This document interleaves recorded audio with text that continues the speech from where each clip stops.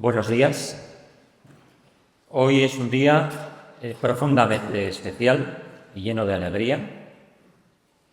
Después de 5 años recibimos de nuevo en la que es su casa a Enrique Martínez Lozano.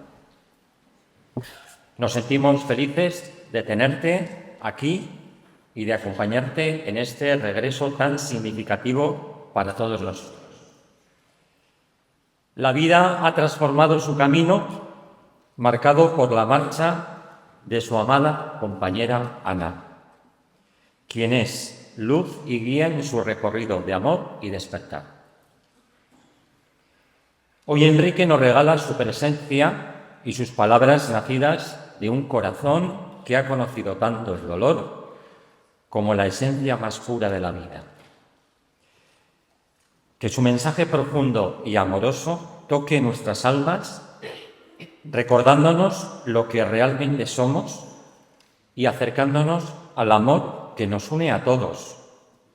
Con inmensa gratitud y ternura te decimos: bienvenido a casa, querido Enrique.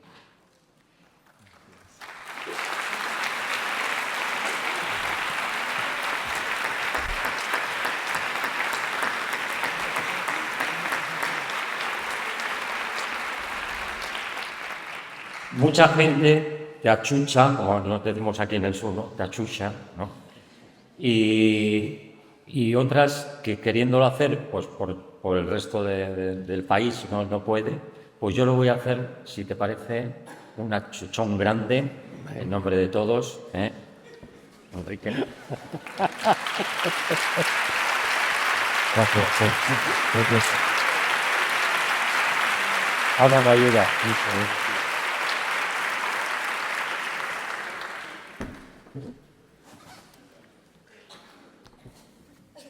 Ya me han conmovido. Buenos días. Ay, perdón. Me han conmovido de entrada.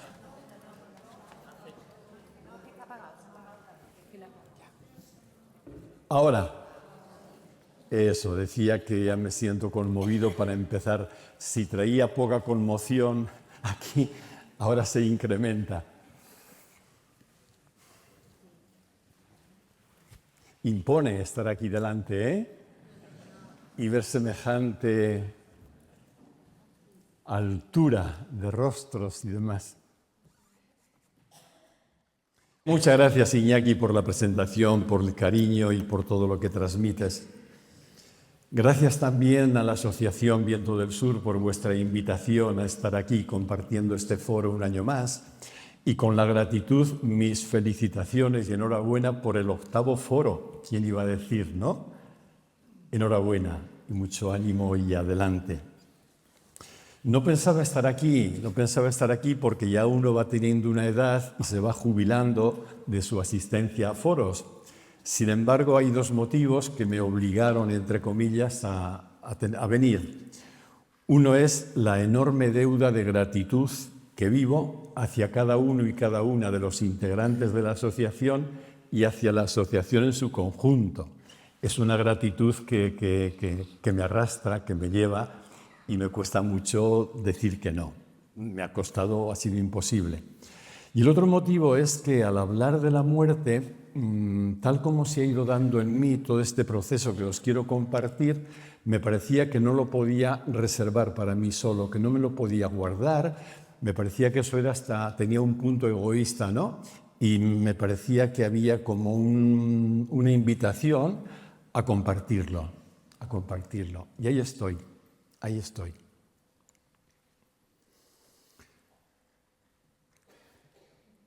También antes, gracias a cada una y cada uno de vosotros, me ha alegrado un montón ver caras conocidas, queridas, que hacía muchos años que no veía. Gracias. Y una alegría estar en una ciudad amable y acogedora como Málaga, sobre todo si uno viene de Navarra, con el frío aquel que se está moviendo ya, y estar por aquí unos días en esta ciudad tan cálida y acogedora es un regalo también impagable.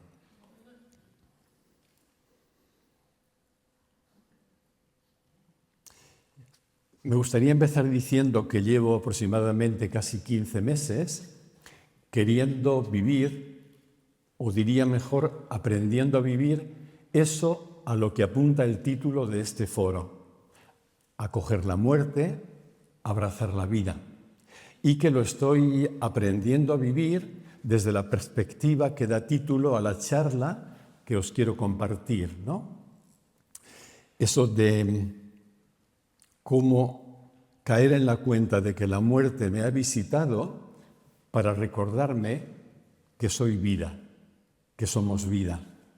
La muerte me visitó de una forma inesperada, repentina, cruel, violenta, hace casi 15 meses, en la persona de Ana, mi querida Ana, la mujer más buena que he conocido, la mujer por la que más querido me he sentido y la mujer a la que más he amado en toda mi vida y a la que sigo amando cada día un poquito más. En un atropello violento, mientras ella andaba en bici, tuvo un impacto brutal y después de 16 horas en la UCI, al final salieron las 3 cirujanas, eran las 3 chicas, a decir: no hemos podido hacer nada. Cuando yo escuché aquello y les pedí permiso para poder entrar en la sala de la UCI, donde estaba, ya sobre su cuerpo prácticamente inerte, mi único deseo era irme con ella. Hubiera dado toda mi vida, todo, por irme con ella. Y allí, abrazado sobre su cuerpo, repito, inerte, sentía una sensación de desgarro, de desconsuelo inenarrable, ¿no? Os quiero compartir este proceso que he vivido desde el desgarro inicial hasta la gratitud, que cada vez va tomando más espacio. Un proceso que no, como todo lo humano, nunca es lineal. No hay solo desgarro al principio y no hay solo gratitud al final. Generalmente los procesos humanos tienen como forma de sierra: avanza, retrocedes, hay más luz, hay más oscuridad, y yo incluso creo que los retrocesos son la oportunidad de integrar aquello que en lo que llamamos avance habéis podido vivir, ¿no? Como para asimilarlo más. Pero es cierto que ese proceso se ha dado, ¿no? Si al principio estuvo marcado por una sensación de desgarro, donde ni mi cuerpo ni mi mente podían asimilar o integrar lo que había ocurrido, donde todo me parecía absolutamente absurdo, llevábamos viviendo juntos 9 años y había mejorado la relación de día en día, una relación que estaba caracterizada por la transparencia más luminosa y por la complicidad incluso, ¿no? Recuerdo el último año como Ana me repetía cada día: pero qué bien estamos. Pero qué bien estamos, ¿no? Y claro, cuando eso estás viviendo así con tantísimos proyectos y de pronto todo eso se trunca, es como la hecatombe donde todo termina. Sin embargo, en este proceso, desde aquel 16 de agosto del año pasado hasta el día de hoy, lo que más me ha ayudado, me ha sostenido, me ha fundamentado, me ha permitido ir avanzando en el proceso mismo, curiosamente ha sido la presencia sentida de Ana como nunca hubiera podido imaginar. Una presencia que se me manifestaba en guiños pequeñitos, guiños triviales, entre comillas, cotidianos, pero también en situaciones muy importantes y muy decisivas, ¿no? Es como una sensación de presencia cada vez más intensa que se perpetúa hasta el día de hoy, que siento físicamente incluso. Tanto es así, por aquello que decía de que el proceso no es exactamente lineal, que aquella noche madrugada en la UCI, sobre su cuerpo, durante horas llorando todo lo que era la pérdida, para sorpresa mía, el sentimiento que más presente se me hizo en toda esa noche, en ese momento ya, era un sentimiento de gratitud. Una gratitud enorme por su persona, por su vida, por lo que habíamos compartido, por todo lo que había recibido de ella. Y curiosamente ese sentimiento de gratitud, unido a una sensación también muy física, de tener grabada la sonrisa de Ana en mi interior, como en lo profundo de mi vientre, aquello fue mi mayor fuente de consuelo y de fortaleza. Y ha sido mi mayor sostén en todo este proceso que ahora os quería compartir, ¿no? Así que desde el primer momento hubo mucha gratitud y yo creo que también esa gratitud inesperada me fue regalando la sensación de presencia igualmente inesperada que cada vez se ha ido incrementando. Una vez estaba en un grupo en Logroño comentando un grupo de personas todo esto de cómo sentía la presencia de Ana y lo que estaba suponiendo para mi vida. Y recuerdo que una chica joven levantó el dedo y me dice: oye, Enrique, nos conocíamos de antes, dice: yo creo que tú te cuentas todo esto de la presencia de Ana para sufrir menos. Y yo le sonreí y le dije: ¿y sabes qué? Funciona. Pero más allá de la broma del funciona, le dije, mira, no, nunca hubiera yo imaginado que esto se daba así y en ningún momento yo la he promovido, esta sensación de presencia. Yo he sido el primer sorprendido de ver con qué hondura, con qué fuerza y con qué eficacia esa presencia no solo se manifestaba ahí, sino que ha ido creciendo. Y con muchísima frecuencia yo guiño un poquito el ojo y percibo esa sonrisa de Ana en mi interior, como diciendo: vamos, Enrique, espabila, estoy contigo más que nunca y te siento más que nunca. Y así la siento. Esto no quita todo el dolor emocional, el dolor sensible y los despertares que hay, porque somos afortunadamente seres sintientes, ¿no? Y todavía hoy, después de 15 meses, me viene un recuerdo muy nimio, muy chiquitito, pero un recuerdo que despierta la añoranza, el echarla de menos y que me sigue haciendo llorar todavía, ¿no? Pero con todo el proceso está ahí continuado. Un proceso que, como digo, cada vez en él ocupa más espacio la gratitud, y es una gratitud que cada vez me invade. Y de hecho ahora no tengo nada más que sentimiento y palabra de gratitud por todo lo que se me está regalando vivir. Hablo habitualmente con Ana en todo lo que hago y particularmente en las actividades que desarrollo. En este foro está totalmente presente, está aquí. Y antes de empezar, ya anoche, ya antes de venir esta mañana, digo: Ana, tú sabes que ahora yo soy un cauce para que tú te expreses a través de mí lo que tengas que decir. Ana era una excelente pedagoga, no solo por formación, que lo era, sino también por vocación. Trabajaba como orientadora en un instituto, pero vocacionalmente pedagoga.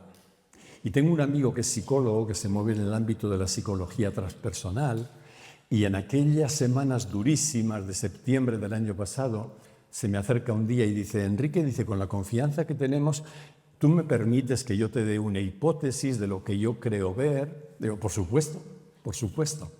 Y me dice: mira, Ana era, por encima de todo, pedagoga. No sabemos por qué llegó un punto que era el final de su recorrido en esta existencia y acabó. Y ahora quiere ser pedagoga a través de ti.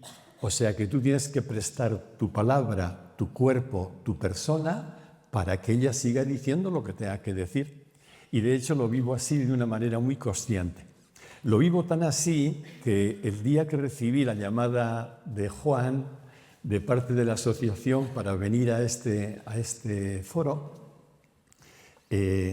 cuando no pude negarme por esa enorme deuda de gratitud que siento hacia todos ellos, hacia cada uno y cada uno de ellos, y porque era relacionado con el tema de la muerte, recuerdo que el 7 de junio, esa tarde le dije a Ana: Ana, me parece que nos toca ir a Málaga. Y yo le dije a Juan, digo: mándame por favor el título del foro y si tienen los títulos de las ponencias para que yo pueda enmarcar dentro de ese conjunto, ¿no? Y entonces me mandó. El título del foro es Acoger la muerte, abrazar la vida, pero de ponencias no tengo ningún título porque todavía no han llegado. Y cuando yo me fui a acostar, La partida de Ana ha cambiado muchas cosas en mi vida, muchas, y las que tiene que cambiar todavía, porque yo la percibo como muy empeñada en hacer de mí mejor persona. Ahí lleva un propósito ella y ahí va trabajando. Pues iba a decir que en esa misma tarde del 7, cuando le dije, creo que vamos a ir a Málaga, le pregunté también, mira a ver si eres capaz de darme un título que sea más o menos apropiado. Y yo estoy muy acostumbrado en este año y medio a hacerle preguntas a Ana y me responde con muchísima frecuencia. Y a veces las respuestas me sorprenden mucho. Decía que me ha cambiado el horario. Estuve 4 días sin dormir nada al principio porque no quería recurrir a la medicación. Y al 5.º día me di cuenta de que siempre me despertaba en torno a las 4 de la mañana, pero me despertaba sin nada de sueño. Y al repetirse eso, como ese horario por otro lado me gusta, pues lo único que hice fue cambiar el horario de acostarme. Así que ahora me acuesto a las 9 más o menos y me levanto a las 4, con la excepción de cuando vengo a Málaga y tengo que ir a cenar como anoche, que me acosté a las 12 y he dormido 4 horas, pero bueno, con esas excepciones, total, que esa noche a las 9, siempre cuando me voy a la cama, la última palabra que digo, te quiero, Anuski, te quiero, Anuski. Maite Zaitut, en su idioma. Ana empezó a hablar castellano a los 7 años y le costó un problema en la escuela porque decían, esta no sabe ni hablar. A los 7 años empezó. Que por cierto, revisando sus cosas en casa, encontré un cuaderno, Ana era de guardar todo, un cuaderno donde hacía su primera escritura en castellano, en aquellos cuadernos de 2 líneas paralelas y demás, ¿no? Todo ahí. Pues bien, cambió mi horario de sueño y me levanto a las 4. Y esa noche a las 9 digo, Ana, por favor, dime un título, ¿de qué podemos hablar allí? Y ahí quedó. Y a las 4 de la mañana, cuando me desperté, escuché una voz que me decía, Enrique, la muerte te ha visitado para que recuerdes que eres vida. Esa solo podía ser Ana. Y eso me dijo, y este es el título de aquí. Entonces, ¿qué os quiero compartir? Voy a controlar un poquito el tiempo, porque hablando de Ana, aparte de emocionarme, no sé hasta dónde, el tiempo se me pasa volando. Lo que os quería compartir es, en primer lugar, qué me ha ayudado y me sigue ayudando para vivir este proceso. En segundo lugar, qué he aprendido y sigo aprendiendo. Y en tercer lugar, como una palabrita en torno a lo que considero que es la clave para entender la realidad y nuestra propia persona, que es la paradoja, y una referencia a algunas metáforas que Ana, como buena pedagoga, tanto le gustaban. Entonces, el primer punto, ¿qué me ha ayudado y me está ayudando? Pues voy a decir algo que me decía mi profesora de psicología que nunca dijera. Dice, tú cuando tengas que decir, tengo tantos motivos, nunca digas el número, porque luego te puedes equivocar y te falta uno. Tú di, tengo varios motivos, pero yo me voy a atrever a decir, tengo 7, porque los vivo con mucha intensidad, cada uno de los 7, los he vivido y los he recibido. El primero es la propia presencia de Ana sentida. Eso ha sido lo que más me ha sostenido y me sigue sosteniendo. Y eso, digo, no quita el dolor, no quita los altibajos, no quita el llanto. Ahora ha disminuido, lógicamente, pero recuerdo aquellas primeras semanas tenía que llorar por lo menos 3 veces al día. Y era dejarme sentir el llanto, el dolor, todo lo que conllevaba, pero por debajo de todo eso, estaba como en la superficie, el sentir siempre la presencia de Ana, decía antes, como fuente de consuelo y de fortaleza. Esto ha sido lo que más me ha ayudado. En segundo lugar, me ha ayudado todo el amor recibido de personas muy queridas y personas que ofrecían lo que he descubierto que es el mayor regalo que podemos hacer a una persona y que podemos recibir. Quizá haciendo a veces otro regalo con la mejor intención podemos equivocarnos.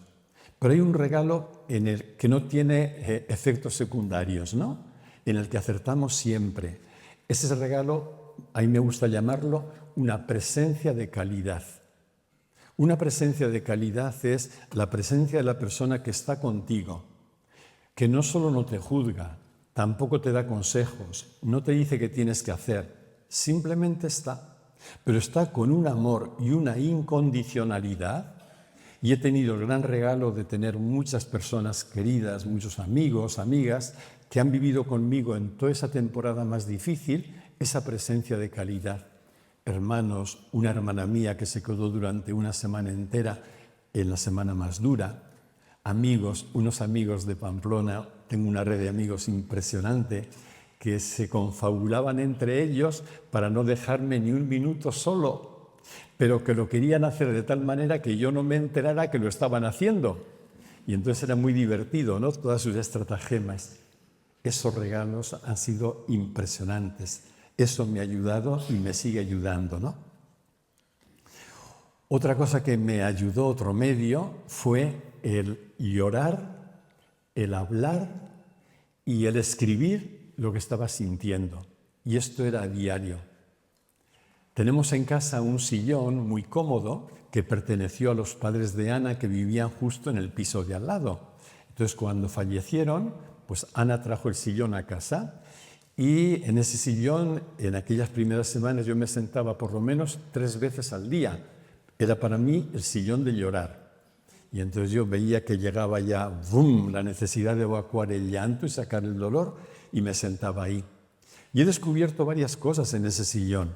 He descubierto de que cuando uno llora el dolor y no hace añadidos mentales, dura apenas 15 o 20 minutos. Y que el dolor emocional, por intenso que sea, cuando nuestra mente no hace ningún añadido, dura 15 o 20 minutos. Luego al rato vuelve, volverá. Ya digo, en mi caso por lo menos 3 veces cada día. Pero esto me ayudó también a perder miedo al dolor, a permitirme sentirlo, ¿no? A permitirme expresarlo y dejar que se evacuara en forma de llanto. Y con el llanto me ayudó mucho también el hablar de mis sentimientos, de lo que estaba viviendo, lógicamente con personas de confianza, pero el verbalizarlo, el poner palabras, aunque la persona me acogiera con todo su amor y no dijera nada. Esto lo vi como completamente terapéutico. Y también el escribir. El escribir fue escribir, todos los días escribía, aunque fueran solo unas líneas, pero para escribir no desde mi mente, elucubraciones mentales sobre lo que estaba pasando, sino para plasmar los sentimientos en el papel. Recuerdo que por aquellos días llamé a Enrique, que está aquí, o me llamó él a ver qué tal estaba y para acompañarme, y recuerdo que me dijo, dice, mira, no te olvides de escribir lo que te está doliendo. Y efectivamente fue un acierto que seguí al pie de la letra, aquello fue una ayuda impagable. Entonces, la presencia, el regalo de la presencia de Ana, el regalo de las personas queridas y su presencia de calidad, el llorar, el hablar y el escribir lo que me estaba pasando. Y luego 2 claves que los psicólogos insisten mucho en ella, que es importante vivirlas simultáneamente, porque si solo vives una de las 2, no funciona. Una clave es un principio, una actitud, es la no evitación de lo que estás sintiendo, y la otra, la no reducción. No evitarlo. No evitarlo es una forma, dicho en positivo, de aceptar. Aceptar lo que vivo, aceptar el dolor que se despierta, aceptar todo lo que aparece, aceptarlo. Pero al mismo tiempo que lo estoy aceptando, por tanto que no lo evito, porque sé que todo lo que se evita luego nos está esperando en un recodo del camino, y sé también que todo lo que se resiste persiste, junto con esta no evitación es la no reducción, el tener claro hasta donde podía de que tanto el dolor como mi yo dolorido no reducían, no resumían lo que yo soy. Entonces, no reducirme significa reconocer que el dolor y mi yo dolorido no son nada más que objetos que aparecen en el campo de consciencia que soy. Somos más que nuestro dolor, Somos más que cualquier circunstancia que nos ocurra. Siempre somos más. Y el poder vivir esto de una manera experiencial te permite anclarte en ese lugar, aunque todo lo demás esté muy removido, donde conectas con esa paz de fondo. Luego me ayudó mucho también, y estamos ya en el punto 4, desarrollar y cultivar el amor hacia mí mismo. Si el amor lo necesitamos siempre como el elemento que nos integra, que nos unifica, que nos armoniza, cuanto más vulnerable nos sentimos, cuanto más frágiles, doloridos, débiles, mucho más necesitamos amarnos de manera incondicional y experimentar que esté como esté en todo momento tengo un poder. Hay veces que no tengo poder para cambiar mi estado de ánimo, pero siempre tengo el poder de acogerme tal como estoy. Y recuerdo que muchas veces lo que hacía es llevarme las manos al corazón y acogerme con lo que había. Cultivar y favorecer un sentimiento de amor hacia mí fue también una ayuda profundamente liberadora. Otro punto que me ayudó mucho fue el entrenarme en gestionar el movimiento de mi mente. Yo sé bien que a veces cuando nuestra mente, esa mente que llamamos pensante, la mente que lucubra, la mente que rumia, la mente que cavila, cuando la dejamos que vaya a su bola, suele tomar las riendas y crea escenarios totalmente dramatizados que generan muchísimo sufrimiento. Entonces el poder gestionar la mente de manera adecuada, tomando distancia de ella, decir, sí, yo sé, tú estás ahí queriendo crear ese escenario, pero yo no soy tú. Yo, gracias a la toma de distancia con respecto a la mente, puedo no creerme lo que ella me está diciendo y puedo favorecer su silenciamiento. Y al ir entrenando una mente callada, una mente silenciada, una mente que no toma el protagonismo, eso también es fuente de liberación y fuente de paz interior. Y finalmente, el último punto, finalmente por esta orden de enumerarlos, porque al final todos van unidos, el último punto es el vivir conscientemente la conexión con eso que somos en profundidad. Más allá de como cada cual lo llame, la consciencia, la vida, el silencio consciente. ¿Sabéis cómo lo llamaba yo? Porque era así como lo sentía.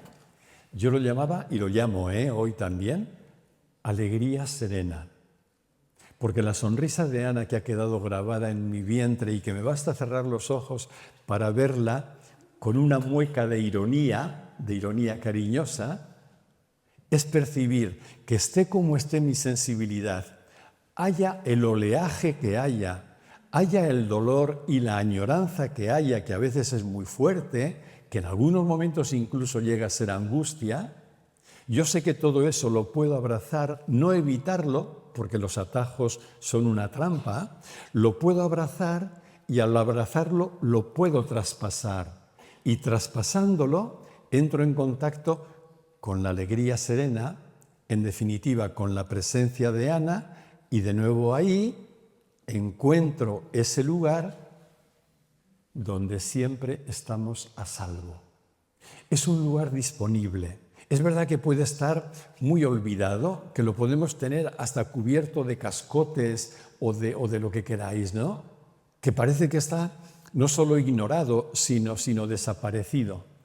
Y sin embargo sigue intacto ahí, en cada una de vosotras, en cada uno de nosotros, hay un lugar siempre disponible, que es un lugar de quietud, un lugar de plenitud.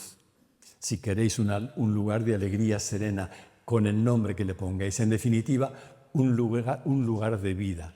Y eso es estar ahí, eso es estar ahí.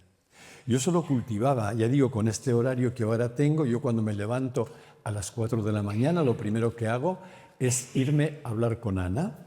Tengo una foto de ella, bien adornada, sonriente, y entonces durante un tiempo me dejo sentir todo mi amor hacia ella, ¿no? Es sumamente gratificante, como siempre hacía. y poder repetirle de nuevo, te quiero, Anuski, maite, maite zaitut. Otro momento después es dejarme recibir el amor que ella me ha dado y que me sigue dando, con su sonrisa, y dejarme alcanzar por el amor que ella me da. Y después de que termino ese momento, le digo, bueno, Ana, ya puesto, si quieres decirme algo, y ¿sabéis qué? Me dice un montón de cosas. Os digo unas que me llamaron la atención. Un día me dice, vete a Argentina. Teníamos un viaje previsto a Argentina cuando ella se prejubilara, porque habíamos estado hace 8 años, y me decía, cuando yo me prejubile vamos a ir a Argentina, pero sin billete de vuelta. Estaremos allí hasta que mis ojos se cansen de ver agua en las cataratas de Iguazú. Le habían fascinado aquellas cataratas, ¿no? Entonces me dijo, vete a Argentina. Y yo lo que me dice Ana lo cumplo a pie juntillas. Ahora no le discuto nada, ahora lo hago así.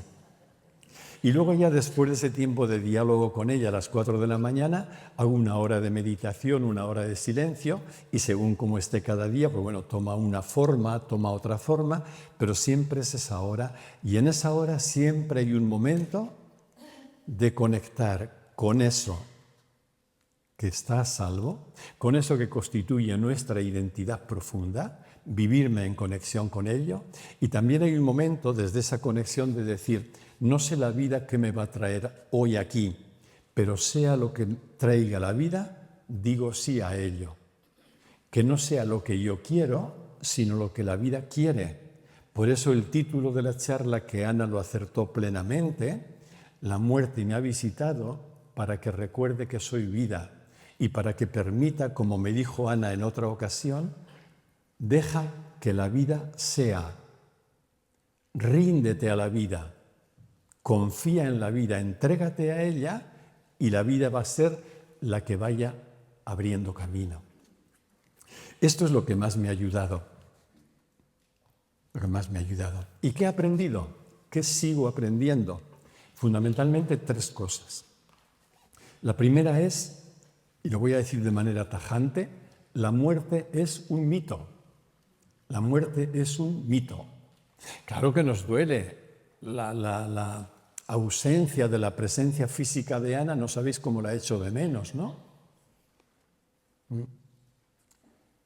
Duele mucho, pero eso no niega que la muerte siga siendo un mito. ¿Qué quiere decir que es un mito?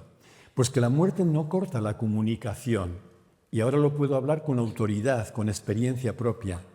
La muerte no corta la relación, y el amor trasciende siempre, siempre la muerte. Tengo un cuñado, un hermano de Ana, que quiero mucho, ha sido camionero, se ha jubilado este año, y es un vasco íntegro y noble, pero también vasco de pocas palabras, como suele ser el estereotipo vasco, ¿no? Y sin embargo viene a verme prácticamente todas las semanas y pasa un día conmigo cada semana, y habla como nunca. De modo que me dice, Enrique, con nadie he hablado tanto como contigo, y nadie me conoce tanto como tú.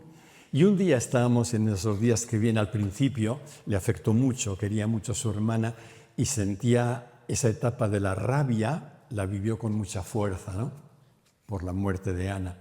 Y un día estando allí me dice, Enrique, yo solo quiero saber una cosa, ¿dónde está Ana en este momento?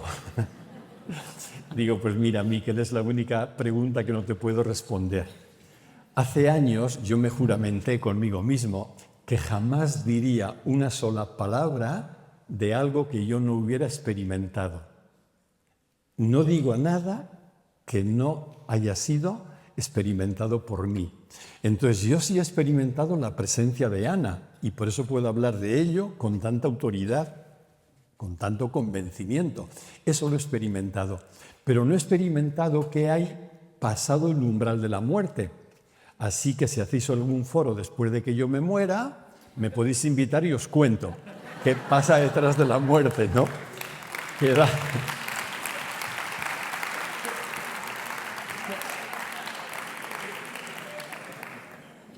Entonces, no me atrevo a decir nada, por eso no lo he experimentado. Pero sí, la muerte es un mito.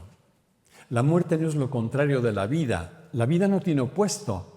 porque todas las realidades que escribimos con mayúscula, estas realidades que llamamos no duales, no tienen contrario. La vida no tiene opuesto, no hay nada que no sea vida. La muerte es vida también, porque el polo contrario a la muerte no es la vida. El polo contrario a la muerte es el nacimiento. Pero tanto el nacimiento como la muerte son dos formas que la vida adopta. Lo que pasa que como, claro, el yo tiene malas noticias y el yo dice, la muerte yo termino, se asusta mucho, ¿no? Y el yo acaba ahí. Pero lo que somos, eso no muere. Entonces la muerte es un mito.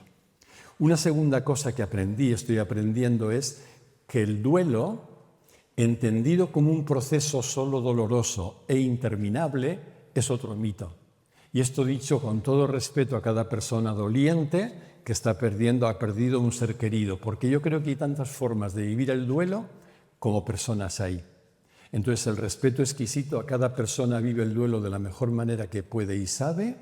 Es verdad que hay formas dañinas objetivamente de vivir un duelo, que luego hacen mucho daño, pero bueno, cada persona lo vive como puede.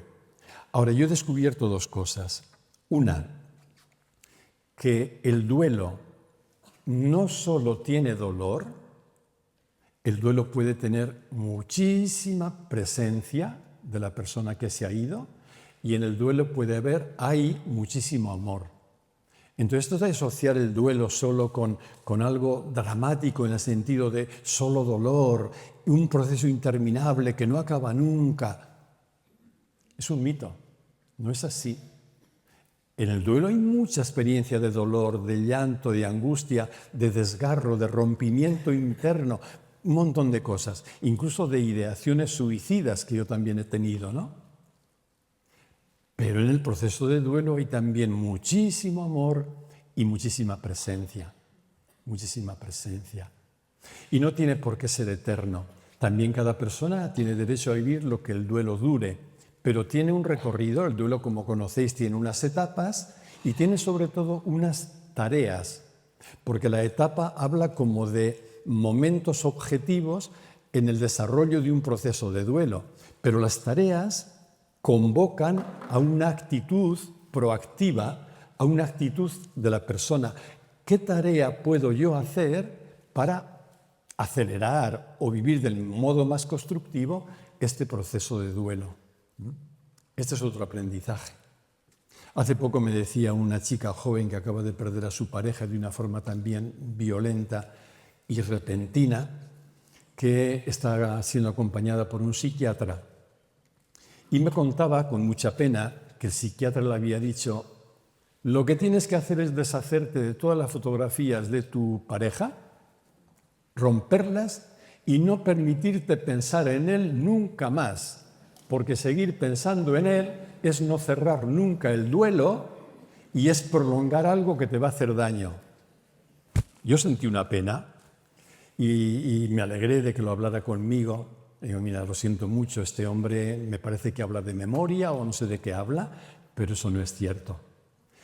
Es verdad, y en eso puede tener razón el psiquiatra, que hay formas de vivir el duelo que a una persona la pueden introducir en un pozo de victimismo, de queja, de lamento, de paralización, de hundimiento, y eso hace daño, lógicamente. Pero es que no tiene por qué ser así, en absoluto. Yo, por ejemplo, para mí, el modo de vivir el duelo de la partida de Ana, como decía antes, es una fuente de paz y una fuente de transformación impresionante. Entonces yo le decía a esta chica: mira a ver cómo vives tú la presencia de la persona que se ha ido. Si tú ves que la presencia es una fuente de estímulo para ti, de fortaleza, de paz interior, eso no solo no es enfermizo, como te dice el psiquiatra, es todo lo contrario, ¿no? Entonces sí, a veces con la mejor intención. Es el segundo aprendizaje. Y el tercero, en ello estoy, sobre todo ahora, también de la mano de Ana.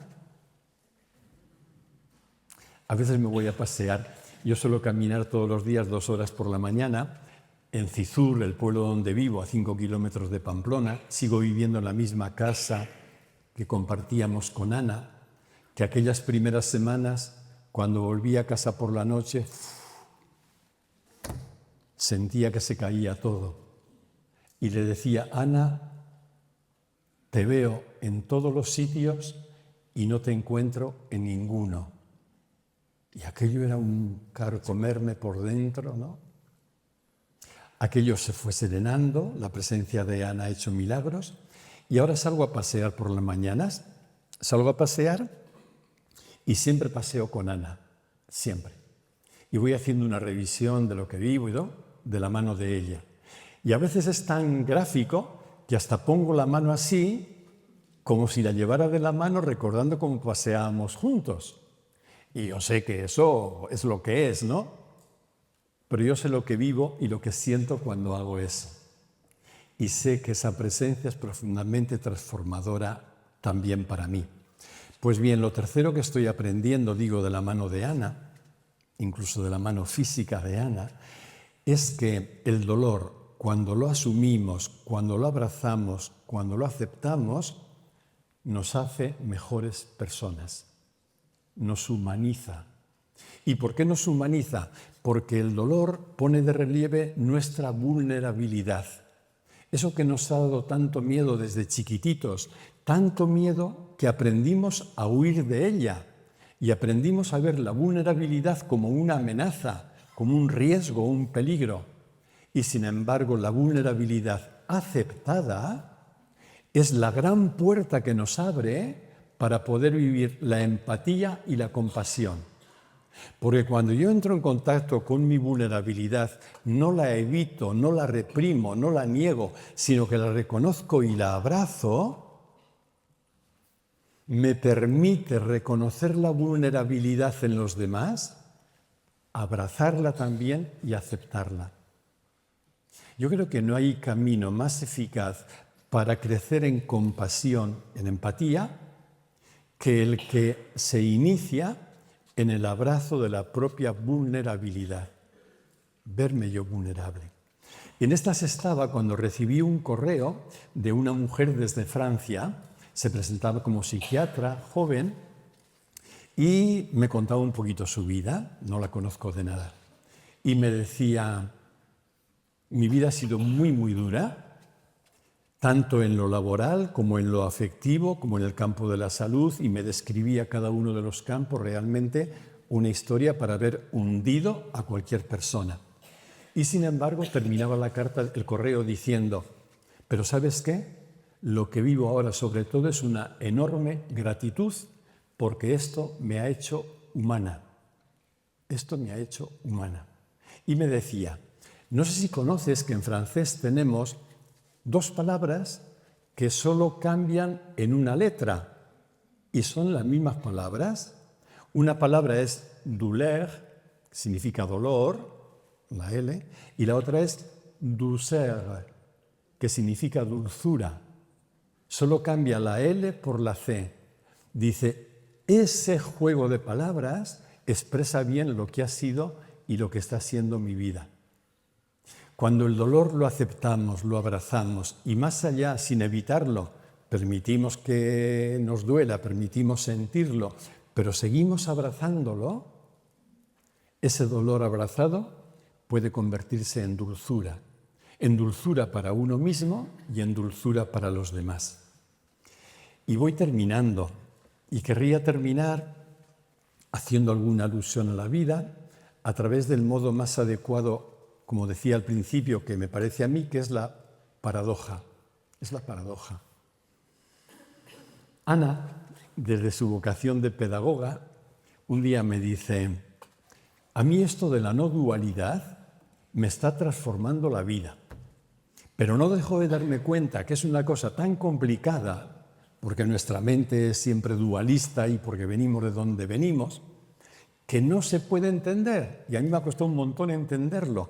Entonces yo creo que tendrías que hablar de la no dualidad en metáforas, porque la metáfora ayuda a entender. Ella, de hecho, en su práctica pedagógica utilizaba la metáfora constantemente y era muy creativa para crear metáforas nuevas, ¿no?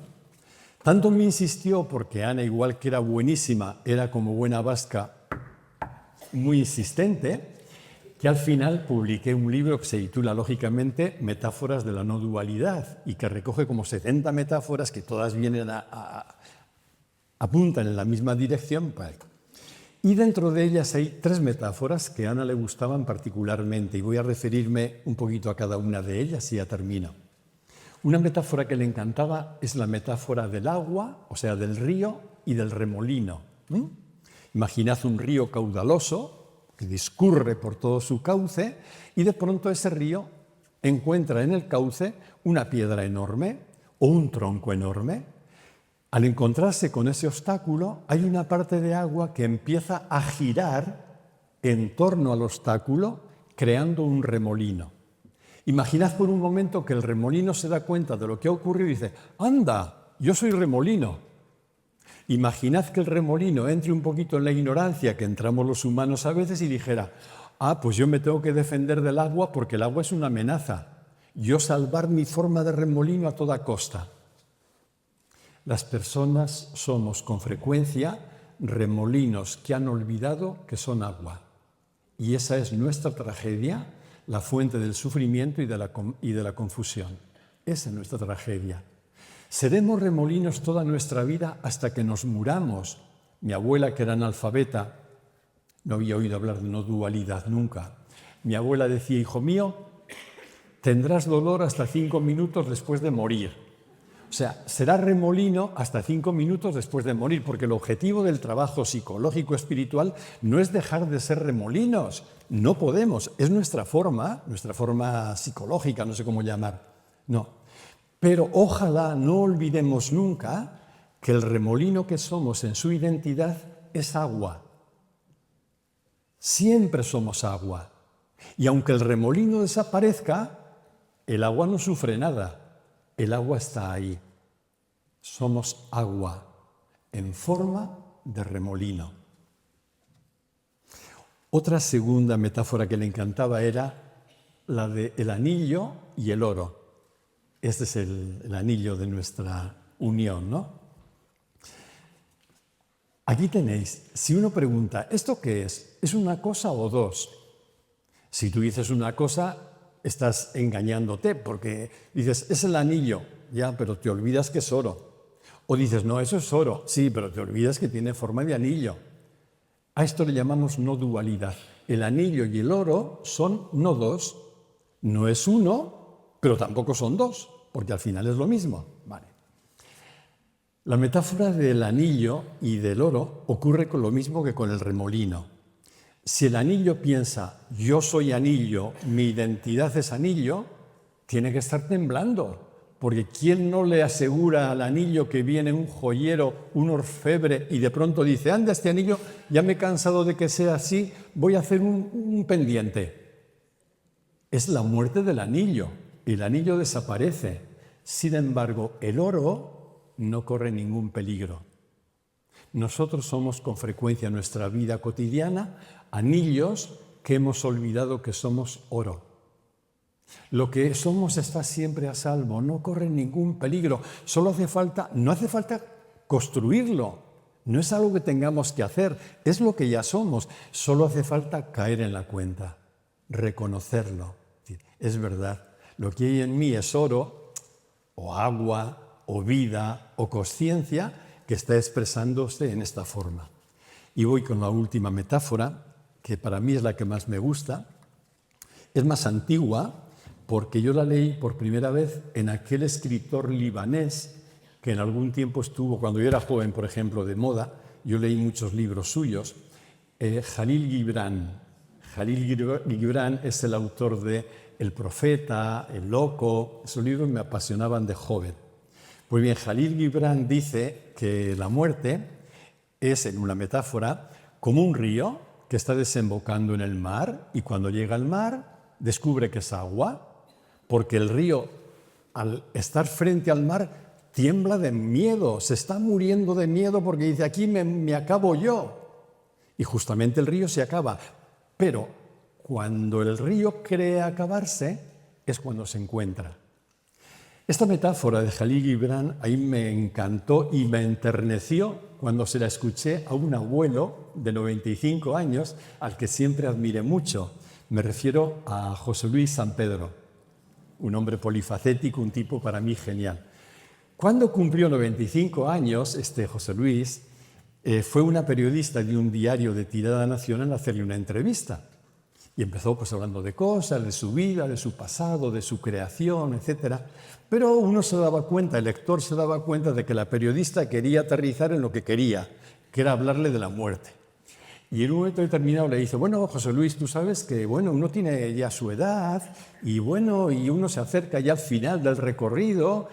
¿A ti la muerte te da miedo? Y José Luis, muy sereno, él dice, no me da ningún miedo. Yo considero que mi vida ha sido como un río que ha ido triscando por diferentes momentos y diferentes geografías, ¿no? Ha pasado de todo. Saltos, piedras, barro, llanos, ha pasado de todo. Dice, y ahora me encuentro en un momento en que este río, mi vida, que ha estado triscando durante 95 años, está llegando al mar. Dice, fíjate, de hecho ya huelo a sal. Premio José Luis, ¿no? Morir significa que el río pierde su nombre y su forma. Si vais al Mediterráneo no encontraréis ningún río Ebro. Si vais al Mediterráneo no encontraréis ningún río que tenga la forma del Ebro. El nombre y la forma se pierden. Pero justamente cuando se pierde, es una paradoja bellísima también, el nombre y la forma, es cuando el río descubre su identidad. Transitoriamente había sido río, en forma de río, pero su identidad siempre había sido agua. Y el agua es lo que está ahí. Lógicamente luego viene como mi cuñado Miquel, que decía antes, un muchacho de Murcia o Cartagena, que me escribe un correo, después de haberme escuchado esto en algún lugar, y me dice, a ver, Enrique, yo tengo una pregunta que es la que más me importa de todas. Mi pregunta, siguiendo tu metáfora, es esta. En el Mediterráneo, ¿el río Ebro podrá hablar con el río Júcar? Y le contesté lo mismo que a mi cuñado. Digo, no tengo ni idea. Hasta que yo no vaya al Mediterráneo, no te podré contestar.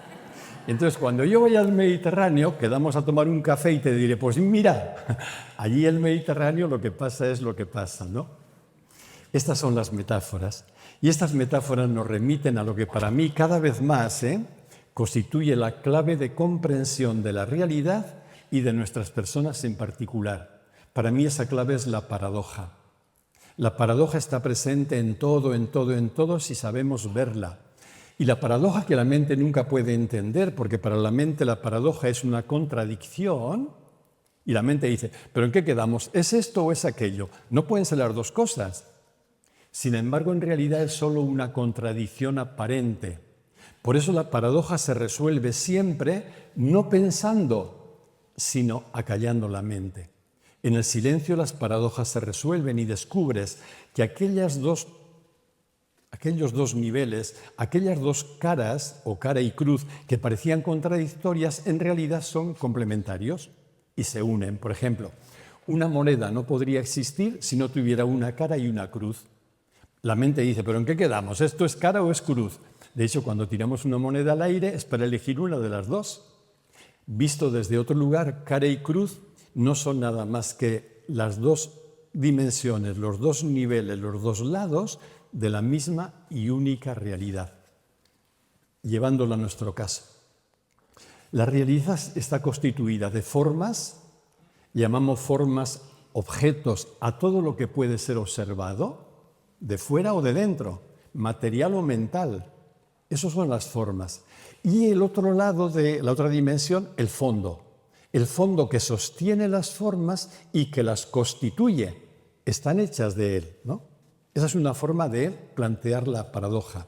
Otra forma de plantear la paradoja, una cosa son las apariencias, que es lo que percibimos por los sentidos, y otra cosa es lo realmente real, que los sentidos no pueden percibir, pero que percibimos cuando vamos entrenándonos en acallar la mente.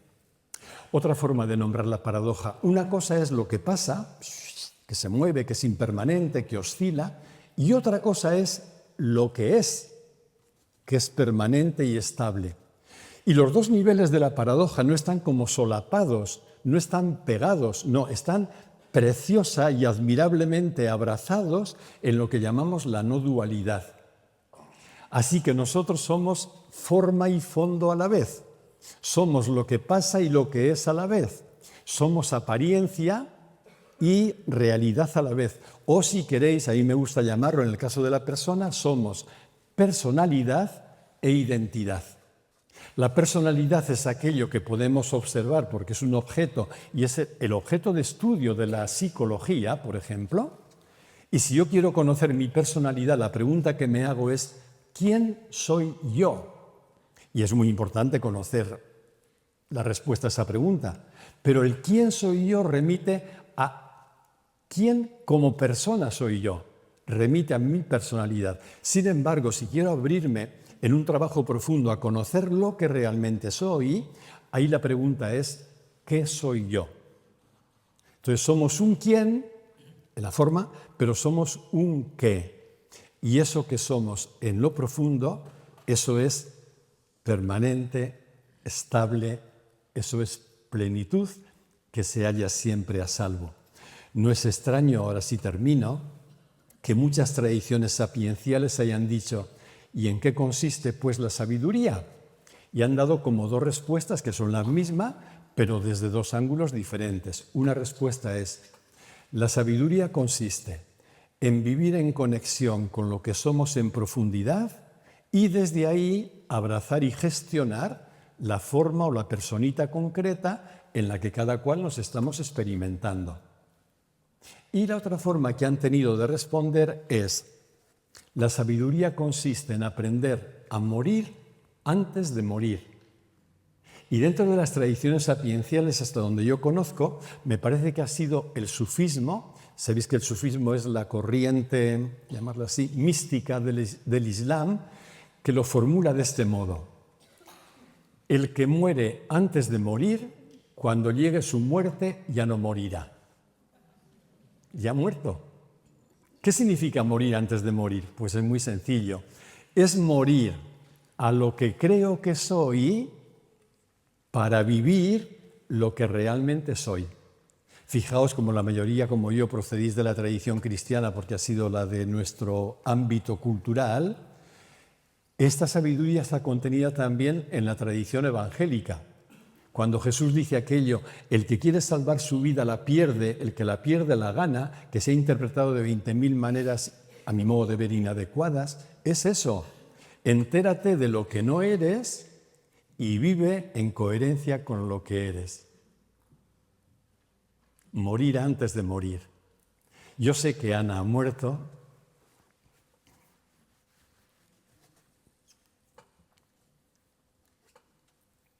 Echo de menos un montón su presencia física, aunque al mismo tiempo, y no está reñido, siento intensamente su presencia viva aquí. Sé que Ana ha muerto, pero sé que lo que Ana es no muere jamás. Y cuando yo hago silencio en la mente y entro en ese lugar de silencio, en ese lugar Ana y yo somos uno.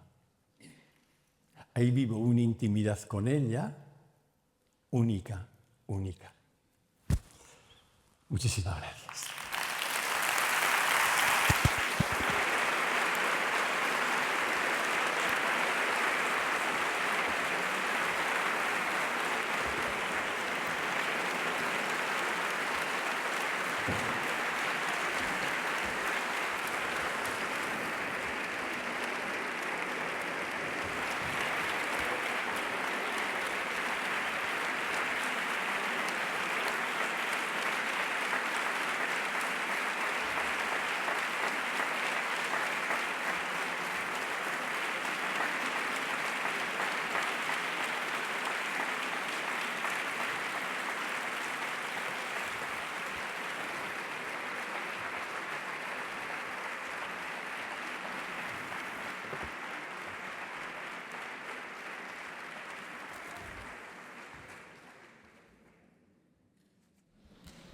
Muchas gracias, Enrique. Muchas gracias, Ana.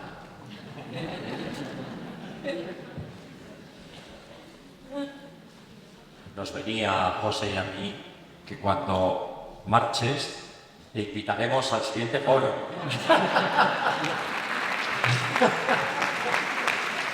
Y si te puedo presentar, me apunto, ¿eh? Haréis muy bien porque no creo que venga otro antes de eso.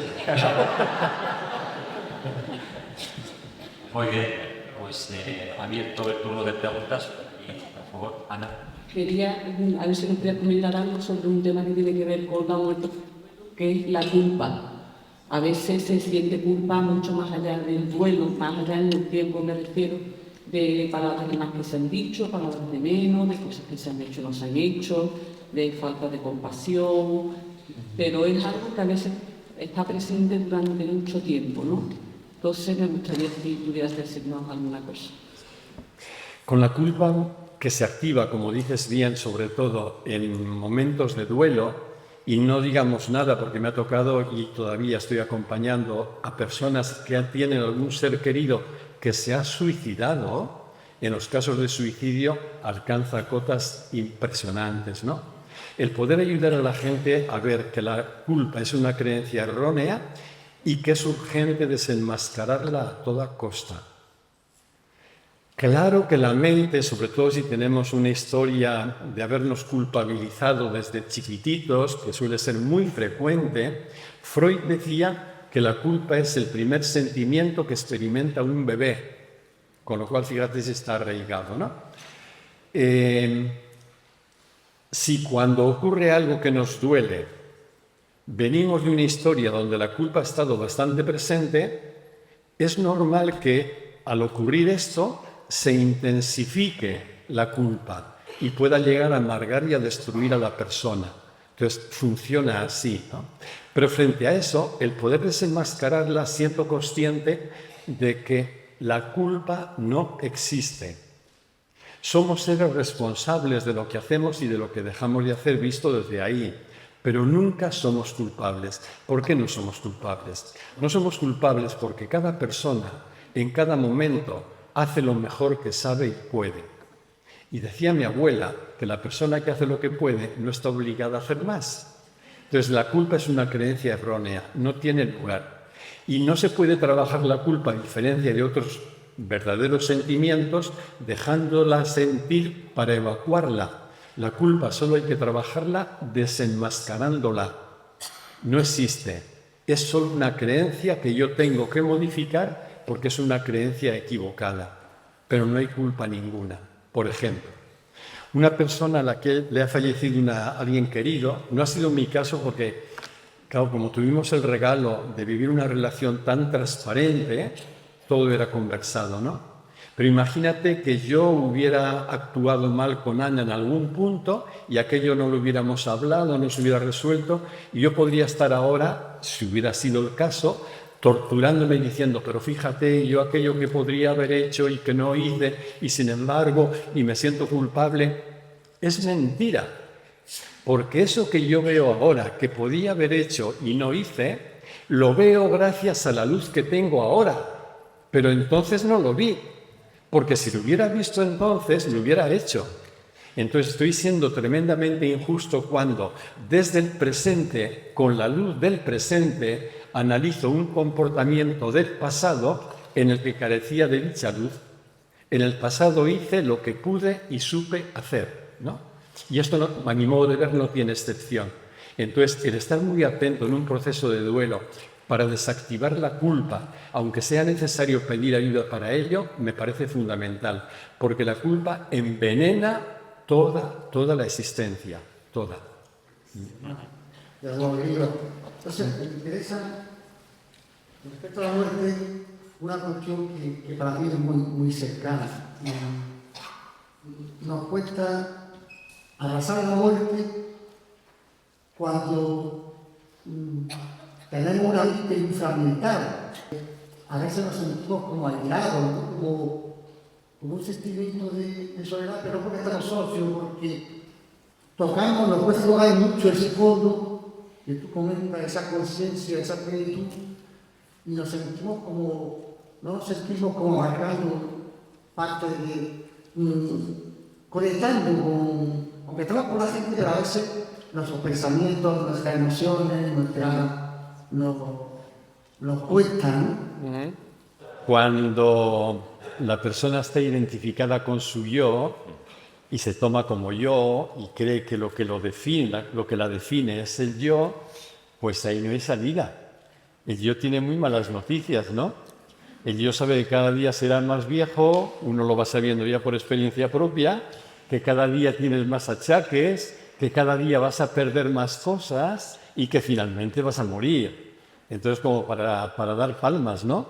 El yo tiene malas noticias y mientras estemos ahí, no. De ahí que sea tan importante, y no solo para el momento de la muerte o experiencia de la muerte, el poder abrirnos a crecer en comprensión de lo que realmente somos, ¿no? Y entonces también ese movimiento autorreferencial se acaba, porque en cuanto el yo deja de ser protagonista o el eje alrededor del cual gira mi existencia, la autorreferencialidad también viene abajo. Y entonces lo ves desde otro lugar. Y visto desde ese otro lugar, como decía Tony de Melo, uno de los signos más claros de la veracidad de un camino espiritual es que se termina el miedo a la muerte. Pero se termina el miedo a la muerte no porque sepa no sé cuántas respuestas, es que lo que se termina incluso son las preguntas. Porque cuando una persona está muy preocupada por la muerte, ¿y qué será de mí? ¿Y qué pasará? ¿Y qué ocurrirá después? En definitiva, lo que hay ahí es una identificación con el yo muy grande.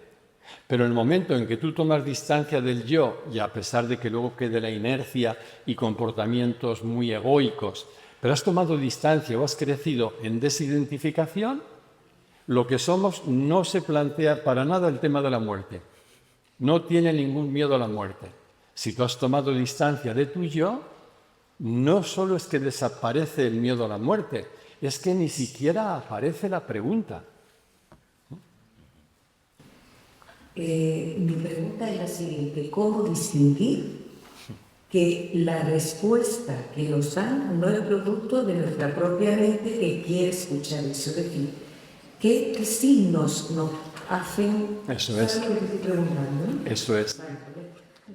Todo lo humano, en principio, puede ser ambiguo y nuestro cerebro, nuestra mente es muy habilidosa para confundirnos o darnos la respuesta que le interesa, ¿no? Entonces, es muy lúcido y es importante mantener el espíritu crítico frente a estos posibles autoengaños, aunque sean de buena fe.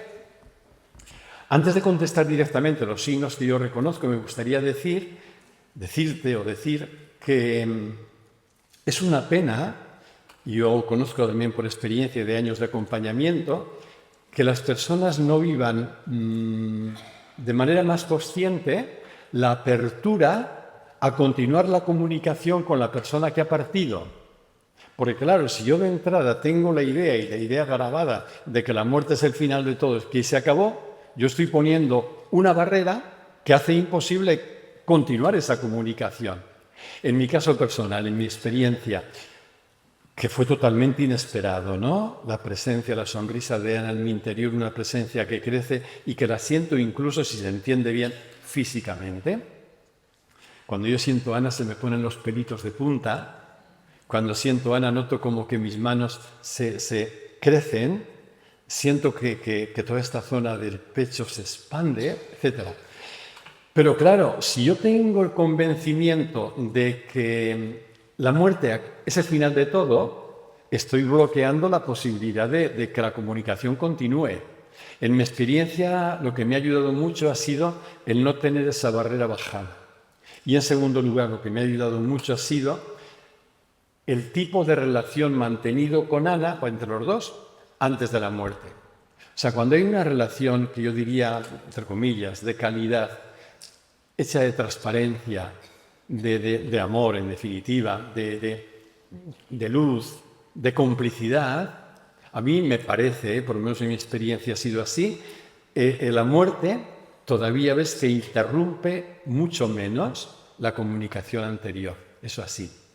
¿Cuáles son los signos que te permiten pensar o caer en la cuenta de que no es una historia que tú te estás inventando, por ejemplo, para pacificar tu dolor, tu sufrimiento, o que te cuentas un cuento? Pues en mi caso personal, sobre todo, distingo dos o tres. Uno es la sorpresa. Cuando mi mente fabrica algo, eso no me sorprende, porque ya estoy siguiéndolo. Fíjate que es un criterio muy parecido para identificar una intuición. ¿En qué distingo yo que una intuición es intuición y no es algo que yo elaboro? En que me sorprende, si algo que nace de mi mente no me sorprende, es un concepto, un razonamiento, una idea, pero no es intuición. En este caso también, pues, es que me sorprende. Y no solo me sorprende la primera noche encima de su cuerpo inerte en la UCI, no, es que me ha sorprendido y me sorprende constantemente ahora, cuando de pronto pasa, ¡pum!, y percibo ahí su presencia, la sorpresa, ¿no? Otro signo que me parece fundamental es los efectos que produce en tu vida cotidiana. Esto tampoco deja mentir. Porque una fantasía o una ilusión a lo mejor te puede producir un efecto momentáneo, pero no perdura. Sin embargo, y dentro de los efectos yo distinguiría dos, habrá más, ¿no? Uno es una sensación de encaje profundo, de paz interior, de ecuanimidad, de estar anclado, ¿no? ¡Buah! A mí la presencia de Ana no solo me llena de paz, de fortaleza, sino que me ancla. Este es un signo para mí evidente. Y el otro campo del otro signo es cómo mejora mi relación con los demás. En definitiva, se hace crecer mi amor. Si algo no hace crecer mi amor, probablemente me esté contando un cuento narcisista donde yo busco sentirme bien, paliar el sufrimiento y decir, bueno, pues yo tengo aquí un mundo, un paraíso que yo me he construido y que, bueno, mal del todo no estoy. Pero queda ahí. Sin embargo, si es una presencia real, se convierte en una movilización interna que tú tienes que ver luego en el día a día, porque se está produciendo. Esto no quiere decir que seamos perfectos, los humanos nunca podremos ser perfectos, tendremos altibajos y todo lo demás, errores y disfuncionamientos, tendremos de todo, pero sí que hay una línea como de un proceso interno de transformación. Y entonces tú dices, esto no lo invento yo, no lo estoy creando yo. Aquí está ocurriendo algo que tiene una base real, ¿no? Fundamentalmente por ahí. Isabel, gracias. Muchas gracias. Disfruto una vez más de tus palabras. Todo lo que has expresado me parece que tiene como una línea, una continuidad basada en una experiencia amorosa. Y me sugiere que es muy difícil vivir de esa manera una experiencia de muerte y resurrección de alguna manera, ¿no? Cuando se vive en un entorno en el que la persona se siente no amada, no apoyada, en solitario, desamparada. Entonces, en esas situaciones es posible vivir o acompañar un proceso que pueda generar todo lo que tú has contado. Pues no sabría decirte, de entrada me parece que será muy difícil porque claro, todo lo que vivimos al final, aunque sean dos niveles, este sea psicológico, pero todo está entrelazado, ¿no? Y todo o favorece o por el contrario obstaculiza esa vivencia de fondo, ¿no? Perdonadme el chiste, pero es muy socorrido al escucharte, es aquello de que le dice un nene pequeñito, dice, abuelita, había muerto el abuelo. Abuelita, dice, ¿el abuelo dónde está? Dice, hijo mío, el abuelo está en la gloria y nosotros en la paz. Entonces, cuando se muere una persona con la que la relación había sido muy difícil o muy tensa o muy enfrentada, yo creo que es difícil que la muerte pueda... No que no lo restaure, porque al final la unidad está ahí, la sientas tú o no, pero es muy difícil la vivencia o la sensación de unidad cuando la relación ha sido de ese tipo, ¿no? Es difícil para mí también expresarme, pero yo he escuchado de ti, de muchos años antes de que Ana no esté, que tú ya tenías esa apertura y tenías, lo has dicho, intuiciones, ¿no? Sentías al hablar de lo que orientaba tu vida con lo que haces. Cuando yo digo de una apertura inicial, evidentemente yo no estaba abierto expresamente a la partida de Ana, nunca me lo imaginé. Hacíamos chistes diciendo, ella me decía, Enrique, mira este papel. Digo, no, Ana, míralo tú, que yo miré mucho antes que tú, años antes que tú, y mira, luego fue así. Entonces no me refiero a estar a una apertura pensando en su partida, sino a la apertura o la certeza de que la muerte no es el final. Esa es la apertura a la que me refiero, ¿no? Alguien muere, pero el final no es ese. No sé qué hay después, pero sé que eso no termina ahí. Esa es la apertura inicial. Pero lo otro me parece una pregunta sumamente inteligente, María Jesús, y de mucho contenido. Lo voy a poner como un ejemplo que a lo mejor es más fácil de entender. En uno de los grupos de Pamplona que nos reunimos habitualmente, una vez una mujer, hablando de algo parecido a esto, levanta la mano, dice, a ver, Enrique, yo te quiero preguntar una cosa. Dice,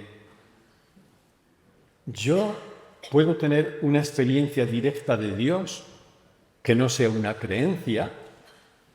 Digo, pues hombre, depende, porque claro, si tú, según cómo funcione tu cabecita, crees que hay un Dios por ahí separado y tienes una experiencia de Él, eso quiere decir que tu experiencia está vinculada a una creencia, ¿no? Y a partir de ahí iniciamos una conversación que me pareció muy interesante y a donde llegamos a concluir, yo lo veo así, es que aquello a lo que tenemos acceso directo todos los seres humanos no es a experimentar a Dios o a la Virgen o a Ana o a Pedro. Lo que experimentamos todos los seres humanos es la profundidad de lo que somos. Esa es la experiencia. O sea, cuando una persona dice, yo por ejemplo, yo experimento a Ana, esto es un añadido que mi mente le pone a la experiencia de fondo, porque ahora Ana no es una personita por ahí separada no sé dónde. Ana es ese fondo, el océano, el Mediterráneo, donde ha llegado. Entonces, cuando una persona, todos tenemos acceso, repito, a esa dimensión, cuando una persona se entrena y logra experimentar ese fondo, como dijera José Saramago, eso que no tiene nombre y que es lo que somos, esa experiencia está al alcance de todo ser humano si se entrena. Pero una vez que la persona ha hecho experiencia de ese fondo, no está reñido con eso el hecho de que a ese fondo le ponga un nombre. Y el nombre que le pone es un mapa mental, estará de acuerdo con las ideas previas que la mente de esa persona tenga. Por ejemplo, una persona religiosa, lo voy a decir con otro ejemplo extremo. ¿Por qué la Virgen María no se presenta a ninguno que no sea cristiano? Porque la Virgen podría decir, me voy a la India y convierto a todos los hindúes. Pero ningún hindú ve a la Virgen María. Porque ningún hindú tiene en su esquema explicativo la figura de la Virgen en la que proyectar la experiencia profunda que vive. Esto es así. Entonces tú y yo, cualquier ser humano, experimenta ese fondo que no tiene nombre, al que accedemos al silencio y que a veces se nos regala de una forma desbordante, y cuando experimentas eso, le pones un nombre y vale tanto decir eso es Dios como decir eso es Ana. Exactamente lo mismo, porque son nombres, pero son nombres que ahora se ponen en ese fondo sin nombre que constituye nuestra identidad profunda. Yo lo entiendo así, Entonces, cuando yo entro en ese silencio profundo, no hay nada, solo hay silencio consciente, una consciencia que lo ocupa todo, una consciencia desnuda. Me quedo ahí. Ahí no pongo ningún nombre mientras estoy ahí. Sencillamente lo dejo vivir, me dejo impregnar de ello, me quedo ahí. Pero luego mi mente se adelanta y dice, ahí está Ana. Y además es cierto, porque ahora Ana no es la personita esta con la que yo conviví físicamente, sino que ahora Ana es ese fondo que compartimos con todos los seres, porque es un fondo único, ¿no? Si las religiones lo llaman Dios, me parece totalmente legítimo, siempre que no sea algo separado, sino ese fondo último que es es lo que llamamos realmente real. Yo lo veo así, María Jesús. Hay una última pregunta. Última pregunta, por favor. Una última pregunta, gracias. ¿En qué medida ha cambiado la muerte de Ana, ha cambiado tu visión de lo que llamamos la otra vida, el más allá? No ha cambiado ninguna idea la muerte de Ana sobre mi idea, valga la redundancia, del más allá, porque nunca he querido tener una idea del más allá, porque no tengo experiencia de ello. Entonces no tenía idea, era una cuestión abierta. Lo que sí ha cambiado ha sido una certeza mayor de esa sensación de presencia, que no responde a ideas mentales que yo sobre el más allá, qué pasará, cómo será. No, eso se queda igual que estaba, pero sí la certeza consolidada de que eso es así. Y cuando me olvido de la certeza, ¿sabes qué pasa? Que Ana me sonríe, me guiña un ojo y dice, que estoy aquí. Pero sí, lo que cambia es la certeza de fondo, no conceptos o imágenes sobre lo que será el más allá. Pues muchas gracias, Enrique.